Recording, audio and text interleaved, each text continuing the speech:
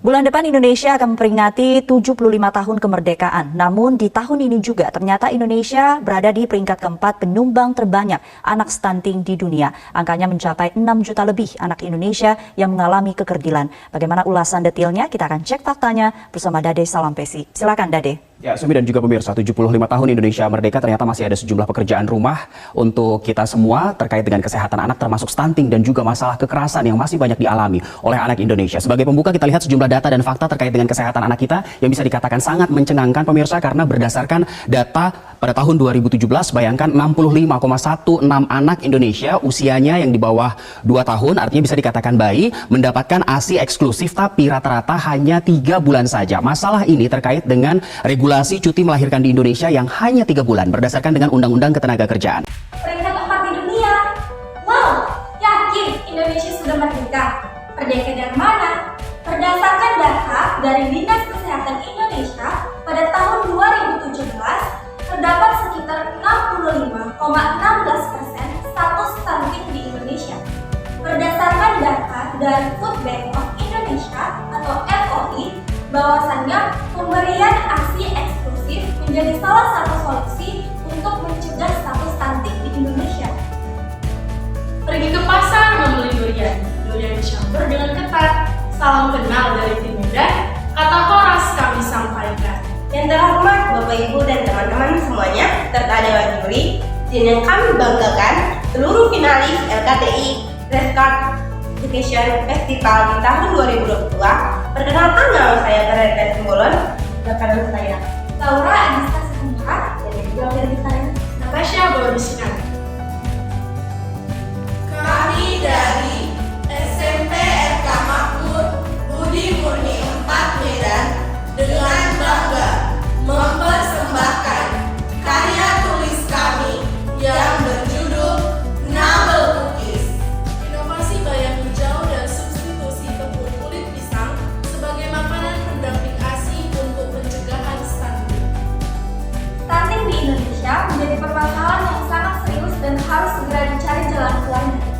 Berdasarkan data dari studi status gizi balita pada tahun 2019, sekitar 27,7% tingkat prevalensi stunting di Indonesia atau lebih dari 8 juta. peningkatan kasus stunting di Indonesia juga diakibatkan karena munculnya COVID-19. Pada masa pandemi, sosialisasi mengenai kasus stunting di Indonesia juga menjadi terhambat.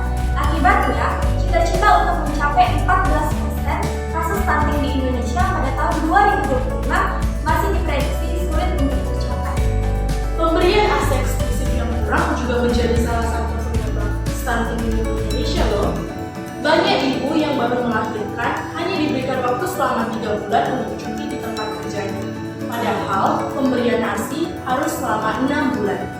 Bukan hanya itu, daya beli masyarakat akan makanan yang bersih juga menurun akibat pendapatan keluarga yang menurun. Oleh karena itu, dibutuhkan solusi dan inovasi, terutama dalam bidang industri makanan.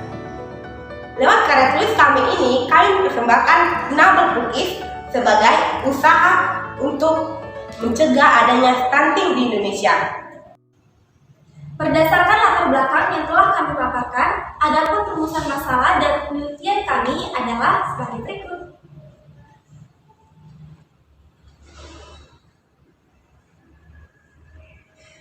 Adapun tujuan penelitian dari karya tulis kami adalah sebagai berikut.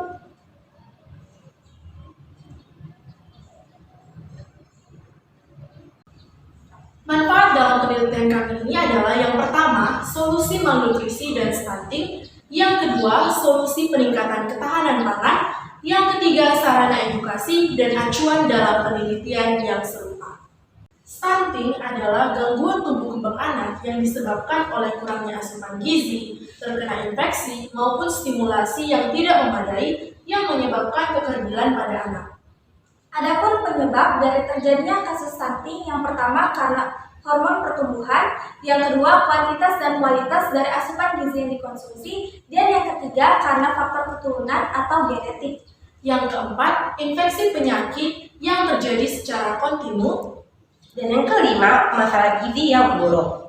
Akibat dari stunting pada anak, yang pertama adalah menurunnya kecerdasan, dan yang kedua, menurunnya kemampuan fisik, intelektual, dan mental.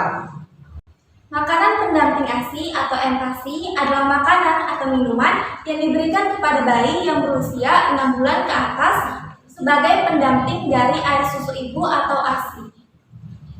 Hal yang perlu dipertimbangkan dalam pemberian empasi adalah usia di mana empasi diberikan, jenis empasi, frekuensi pemberian empasi, bagian empasi apa yang diterima, dan cara pemberian empasi. Manfaat memberikan makanan pendamping ASI adalah untuk meningkatkan pertumbuhan dan perkembangan pada bayi dan anak-anak. Bayam atau Amaranthus sp adalah salah satu jenis sayuran yang paling banyak dibudidayakan di kalangan masyarakat. Kandungan dari bayam terdiri dari protein, karbohidrat, kalsium, zat besi, dan kaya akan mineral dan vitamin. Nah, manfaat dari bayam yakni dapat mencegah berbagai penyakit karena bayam dapat memberikan perlindungan dan juga memperkuat tubuh kita. Tahukah kalian bahwa kulit pisang dapat diolah menjadi sesuatu yang berguna? Nah, teman-teman saya akan menjelaskan mengenai kandungan dari kulit pisang dan manfaatnya.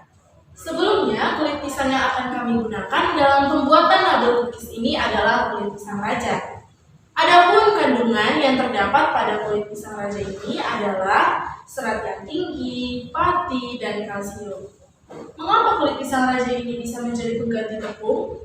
Karena memiliki efek fisiologi dan serat yang tinggi serta memiliki kalori yang rendah. Adapun manfaat dari kulit pisang, yang pertama dapat memperbaiki sistem pencernaan, yang kedua dapat menurunkan berat badan, yang ketiga mengontrol kadar gula darah, dan yang keempat adalah mencegah diabetes tipe 2. Cookies adalah salah satu makanan ringan serbaguna yang renyah dan mudah dicerna. Persyaratan kualitas untuk cookies harus memenuhi syarat untuk cookies sebagai berikut. Bapak Ibu Dewan Juri serta audiens, adapun dalam metode penelitian kami, bahan-bahan yang kami gunakan antara lain, yang pertama, bayam hijau, yang kedua, tepung limbah kulit pisang raja, yang ketiga, tepung terigu, yang keempat, air, yang kelima, susu bubuk, yang keenam, gula bubuk, yang ketujuh, mentega, yang kedelapan, kuning telur, yang kesembilan, choco chips, dan yang terakhir, tepung maizena.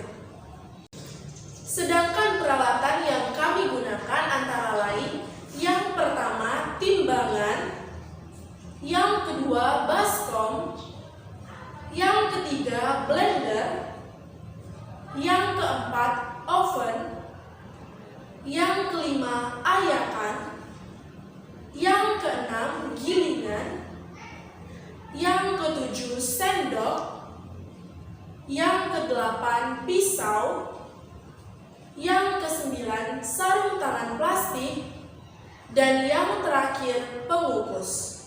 Adapun urutan cara pembuatan tepung kulit pisang raja ialah diawali dengan pemilihan kulit pisang raja berkualitas baik, yaitu kulit pisang raja yang tidak berwarna kehitaman, tidak beraroma busuk, dan tidak bertekstur lembek. Kemudian dilakukan pencucian selama 2 kali, kemudian dikukus selama 7 menit dengan suhu 100 derajat Celcius, kemudian dikeringkan dan diayak, lalu jadilah tepung kulit pisang raja. Selanjutnya, pembuatan nabal cookies. Komposisi yang kami gunakan dalam pembuatan nabal cookies adalah menggunakan C2. Komposisinya adalah sebagai berikut. Nah, selanjutnya kami juga melakukan analisis produk dalam pembuatan nabal cookies ini. Analisis yang kami lakukan yang pertama adalah analisa organoleptik. Tujuan dilakukan pengujian analisa organoleptik ini adalah untuk menilai produk dengan menggunakan panca indera. Dalam pembuatan nabal cookies ini, kami melakukan pemanggangan sebanyak 3 kali percobaan dengan suhu yang sama, yaitu 130 derajat, dan waktu yang berbeda, yaitu 25 menit, 35 menit, dan 45 menit. Perlakuan ini kami lakukan untuk menilai produk dari segi warna, aroma, tekstur, dan rasa cookies. Dan yang kedua adalah analisa ekonomi. Analisa ekonomi ini kami gunakan untuk melihat apakah produk Nabel Cookies layak untuk dipasarkan dan dikembangkan berdasarkan benefit cost ratio atau B/C. Selanjutnya, pembahasan dari kami adalah mengenai analisa organoleptik dari produk Nabel Cookies. Dalam analisa organoleptik ini, kami dapatkan bahwasannya formulasi terbaik untuk membuat Nabel Cookies ialah menggunakan formulasi C2. Mengapa menggunakan formulasi C2? Karena taraf signifikansinya diperoleh sebesar 0,05 dengan metode Donjan, baik itu untuk pengujian warna, aroma, tekstur, dan juga rasa. Untuk analisa ekonomi, kami juga sudah melakukan perhitungan sederhana untuk biaya produksi Nabel Cookies, kelayakan penjualan atau investasi untuk mengetahui kelayakan penjualan dan pengembangan produk Nabel Cookies. Dan hasil yang telah kami peroleh untuk perhitungan benefit cost ratio atau B/C adalah 1,115, yang artinya produk Nabel Cookies layak dikembangkan menjadi usaha. Nah, selanjutnya untuk desain kemasan pada produk Nabel Cookies. Mengapa kami menggunakan desain dan kemasan pada produk Nabel Cookies?